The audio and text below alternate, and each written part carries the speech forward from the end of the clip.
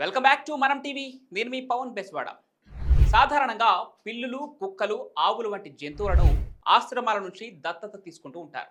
వాటికి కావాల్సిన సౌకర్యాలను సమకూర్చి ఇంటిలో ఓ సభ్యుడిగా జాగ్రత్తగా చూసుకుంటారు.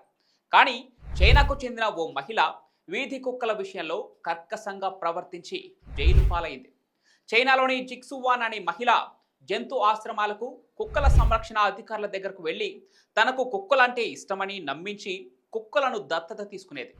ఆ తర్వాత వాటిని చంపి కూర వండుకొని తినేది. కుక్క మాంసం వండుతున్న వీడియోలను సోషల్ మీడియాలో పెట్టడమే కాకుండా కుక్క మాంసాన్ని వేస్ట్ చేయకుండా తన పిల్లలకే పెట్టేది ఆ మహిళ. ఆ వీడియోను కూడా సోషల్ మీడియాలో అప్లోడ్ చేసేది. దీంతో కొంతమంది జంతు సంరక్షణ కేంద్రానికి ఫిర్యాదులు చేయడంతో పోలీసులు ఆమెను అరెస్ట్ చేసి జైల్లో పడేశారు. విచిత్రం ఏంటంటే చైనాలో కుక్క మాంసం తినడం నిషేధం. అందుకే జిక్సువాన్ను అరెస్ట్ చేసి జైల్లో వేశారు.